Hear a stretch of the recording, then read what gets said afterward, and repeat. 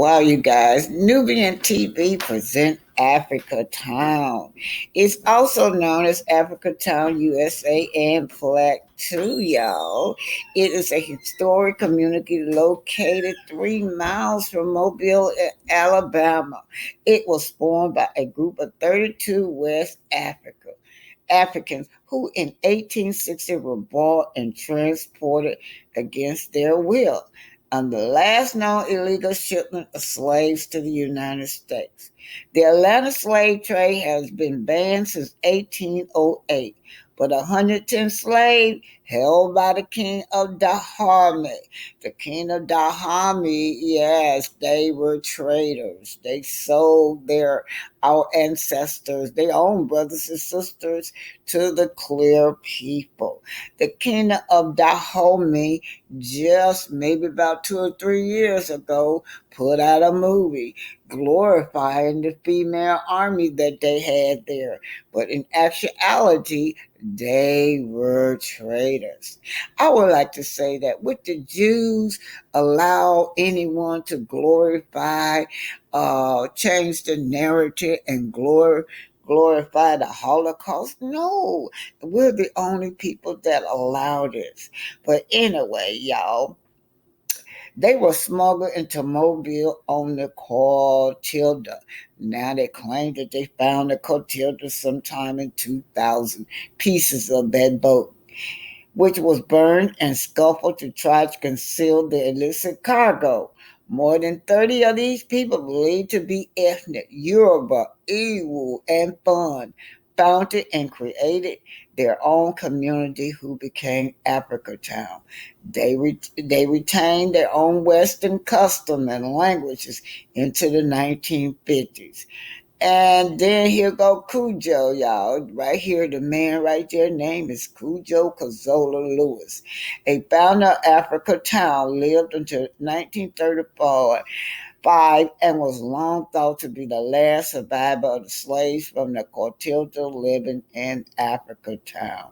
Shout out to Nubian TV. And don't forget about Chanel, where every Friday at 9 o'clock, you guys. Every Friday at 9 o'clock. But this is Africa Town is a historical district, right? They said today in the 24th century, the community has about 2,000 residents, and maybe only estimate 100 of them are descendant of the people from the Colada.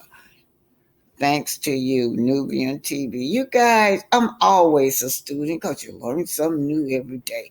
Right here in Alabama, I never knew this, you guys. I never knew this till I watched Nubian TV. Shout out to Nubian TV. Shout out to Tilted Production and Melody Sherry.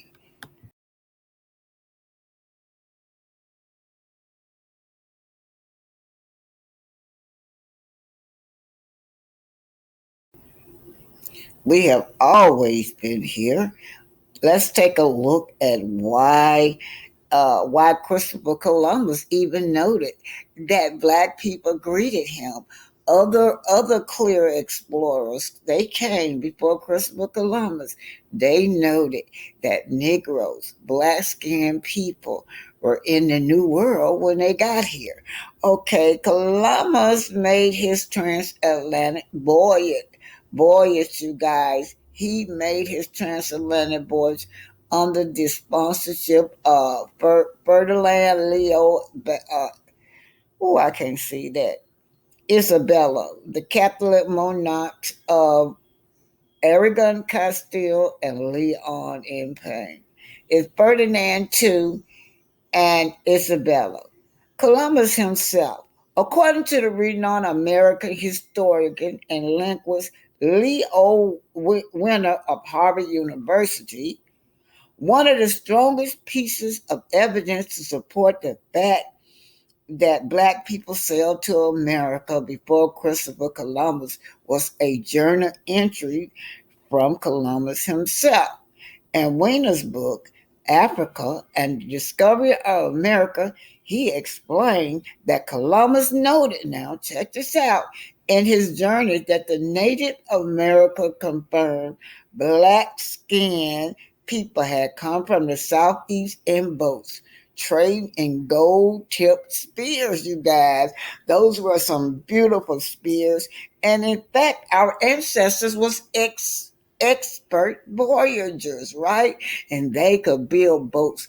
That Titanic had nothing on the way our ancestors built boats. They built those boats strong. Okay. Now the accounts of other European explorers, Christopher Columbus wasn't the only European explorer who made note of an African presence in the Americas. Upon the arrival, historical revealed that at least a dozen other explorers, include Vasco Nunes de Balbo, also made record of seeing Negroes when they reached the New World. The account matched up with the reports from the native in Mexico. Nicholas Leon, an eminent Mexican authority, recorded the oral tradition of his people and ultimately kept track of a key piece of evidence that black people made it to the New World, far beyond their European counterpart. His reports reveal accounts from natives saying the oldest inhabitant of Mexico were blacks, you guys. And that's what just lately, where they found all those artifacts called of the Olmec civilization. The existence of blacks and giants is commonly believed by nearly all the races of ourselves in their various language. They had word to designate them. So if you take a look at some of those artifacts of those of the Olmec civilization, a whole new world that they found, y'all. Right there from Mexico all the way throughout Mesoamerica, you guys. And we know that they were black because they had braids and dreadlocks, and they also had a sophisticated system. So we have always been here in America, you guys. In fact, Christopher Columbus' guy was a black. He didn't know how to get over here. He had to hire a black guide. And guide, you guys, I have to write his name down in here because I don't remember it offhand. But anyway, we were here before Columbus. So now, what happened to those Negroes? The indigenous Negroes that was already here. Let's see. And they said why the term Negro is not racial. Now, Negro describe you as a person. If you calling someone black and you look, it's a crayon, a color. So when we trying to collect reparation, they're not going to give this crayon no reparation because it's not a human being. But if you are a Negro, this is how they said they're going to determine the reparation. If you look on your birth certificate and it has Negro on there, that means most likely you are indigenous to this country. Your grandparents had Negro, your great great grandparents. That means you are one of the ones that are indigenous to this country. Okay, why the term Negro is not racial slur. Before the Titanic was the steamship, and like I said, our ancestor was expert in building ships, expert in traveling that sea. This is why the clear people always has to go get an African, someone of our color, our ancestors to guide them. And all the boats that we have made, you never heard of one of their boats sinking. They're built strong, y'all. But the steamship Azar was built before the copycat Titanic. Now, the Azar is what our ancestor built. It was a huge boat. It was a mass exodus of indigenous black people and renamed Negroes who was leaving the U.S. to Liberia. 1822, free black-born Americans, indigenous, free slaves relocated and found the Republic of Nigeria. Then I put, please like my page on my publisher and support my book, Black Titanic African Aboard. But between January 7th, 1822, and the American Civil War, more than 15,000 freed and freeborn black people who faced legislated limitations in the U.S. and 3,198 Afro-Caribbeans relocated to the settlement. Like I said, they did not want us to know that this was our land, that we were here first. The Republic of Liberia was founded by free African slaves and indigenous black people known as Negroes from North America. But the American Colonization Society was a white organization that wanted to hide the fact that the Negro was the real native of America and strip the black nation of the memory of self. You've been bamboozled. You've been stripped. You've been looking around, thinking, looking around, just looking around and believing that you came over here on this boat, that you were indeed a political prisoner. They call us slave, y'all, but we really was kidnapped. Our ancestors was kidnapped and brought over here. But they strip you of the memory of self. So they offer to help fund the exodus. Now this how these good old clear people like. Yeah, we want to help y'all leave y'all country, leave y'all land. We helping y'all. Leave your own land. They returned to establish a republic on Africa's soil. Shortly after their arrival, they were met by the indigenous people now that inhabit the land. They already had African on this land now, y'all. The nationality law is set forth in the Aliens and Nationality Law of 1973 based on its 1847 Constitution.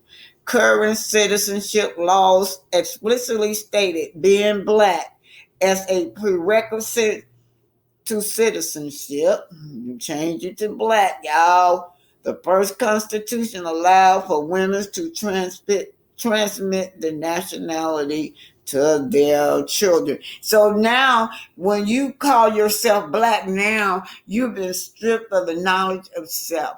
Your ancestors now who own this land, not that crown on this land. What happened? Yes, but anyway, I want to say too, but today in the 2000s, I don't know if I do know that they had a female president. Her name was Ellen. Miss Ellen Johnson. Ellen Leaf Johnson was her name. She was the president, a female president, you guys, and they say that she ran that country with an iron fist.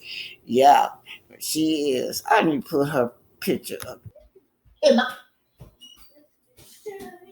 Exactly what it was you was looking for from Melody in that moment that you felt like you didn't get, as to why you felt, she wasn't being a good friend, and then you went to go and vent about it. Like, what exactly happened, and what were you looking for that she didn't give? Okay, well, let me clear this up. One, okay, and this is another lie. That was not a good friend. When Mel and I were friends, she was always a good friend to me. I have no complaints about that. I would not take that away from her. She never did anything to offend me when she and I were talking, hanging. She looked out whenever she could look out with whatever she could look out with. I have no qualms with what type of friend she was. However, within relationships, how many relationships do you know where there's never been an offense? Hardly none. It happens. It happens. People go through disagreements and things happen. That's what's called a normal relationship. Mm. In Houston, Melody had said some things to me that I was hurt by. Okay? Mm. And let me say this. one of the ways that it started, because I hear a content creator saying that she was mad because she was mad at Melody because she was talking to Tisha. See, that's a complete lie. I never got mad at her for talking to Tisha. Neither would I be mad at anybody for talking to Tisha. I don't care about that. If y'all want to make up, that's cool. My problem was this: is when Tisha went over there crying her crocodile tears about, I feel blindsided because I didn't know she was coming. Mel went to bat like over explaining and over emphasizing the fact that Tisha, I swear I didn't know that Kiki was coming. Like, I promise you, Tisha, I wouldn't do that to you. I swear to God, I had no idea she was coming. And I felt like it was excessive. That's my opinion. Okay? So when she did that, it just kind of made me question, like, okay, what's that about? I wasn't mad at her for doing it. I just questioned it. I didn't understand it. I didn't understand why she was going so hard to try to prove that she didn't know that I was coming. That's what. Could it have been just off of the simple fact of everything that her and Tisha and Marceau and all of them had already gone through, and they was trying to like rebuild? So could it have just been just off of the strength of, like, listen, Tisha, I know we went through a lot, and I know you may think this or that, but I assure you, I didn't know, I didn't think this. Like, could it just been that? Like, I don't necessarily, because when I looked at it, I really didn't think that she gave that much to it, but I won't dare, you were. So I'm not taking that away from you at all. I'm just saying, as a viewer, how it came off on TV. I really didn't necessarily get that she was overexerting herself. I just looked at it as, they already been through a lot. It ain't no need to open up a can of worms when we ain't got to. You know what I'm saying? So let me just diffuse it before it get too big. You get my drift? Right. Absolutely. I see that point straight and clear 100%. And I agree. And I even said in that moment, I had to look at myself and say, okay, Kiki, if she wants to mend and repair the relationship with them, then that's fine. Maybe you're over exaggerating. I said that to myself, and I made this clear. That's one of the reasons that I didn't say anything about it at that time. It was just questionable to me at that time. I did pay attention to it. I did not react to it, but I did take note because I didn't understand it. However, I also said to self, you could just be in your feelings. It might not even be that deep, girl. Just, you could just be in your feelings because of everything that's transpired. And, now you see, to me, in that moment, she was sucking up to Tisha. Whoa. Like I said, Kiki, that's fair. I'm not going to take that away from you because we was not there. We're only watching it off the TV. You know what I mean? So it could have been a whole lot more that you saw that wasn't shown. And that's another reason why you could fit. Like, I'm looking at it from all angles, Kiki. You know I got your back. I'm looking at it from all angles. Right. And that's what's so funny about it. There are so many moments, so many things that people don't see. Yet and still they try to fill in the blanks like they think they know off of assumption. Not coming with any facts, just assumptions. I was there. I know what I saw. And I know what I felt. And I also was rational enough to say to myself, Kiki, you could be tripping. Okay? And that's why I let it go. And I didn't say anything about it. I just took note. I wasn't mad about it. None of that. I wasn't mad at Melody about it. I didn't say she was a bad friend because of it. I just questioned. In that moment, I questioned, damn, why is she going so hard trying to prove that she know I was coming to her? That's what she thinks. In that moment, that's what I felt. Forget what she thinks. Let her think what she want to think. You ain't got to prove nothing to her. So let me ask you this, Kiki. Considering what you and Tisha, so Melody decided y'all wasn't gonna make her y'all storyline. That's another storyline they would have piggyback out. Melody cleared that up right there. Don't make this no storyline with me. I ain't got nothing to do with this. And after all, it was Nell's trip and not hers. Yeah. I just went through even before the Houston trip. Why was it such a priority for you to come on the trip? Because I'm more than sure you have to have known it would have been very awkward. Right. It was not a priority for me to come on the trip. That's number one. Okay. It's a job. And when you have a job, you show up for the job. I, for real, didn't have a choice. Actually, I didn't want to go on the trip. Because at that... So it's cleared up, you guys. Production made her come. She was part of the cast as well. So, wow. Wow, this is some clarity right here, because why did Nell sit up there and tell her that she not wanted, she had to leave? If Nell knew that this girl was scheduled to be there as part of the job, you guys. Oh Lord, talk about messy. This is a mess right here. Say they don't call me Missy King for nothing. It was extremely inconvenient for me, and I was moving. So at first, we were actually supposed to be taking a trip out of the country. They were on me for months about making sure that I had my passport, and even Amin had his passport and everything up to date for us to travel out of the country. Well, last minute they end up saying, well, we're not going out of the country, we're going to Houston. And I was like, Houston, I'm moving. The kids are still in school. I don't want to leave Amin here by himself doing all the stuff that we have to do. I don't even want to go because it's going to be too much of an inconvenience for me. Their thing was, Kiki, we really need you to go on this trip. This is the way that we're going to get you back around the group. We know that it's going to be awkward, but we really need you to go on this trip. And we really want you to come on this trip and apologize to Tisha so that we can move forward. That was their thing.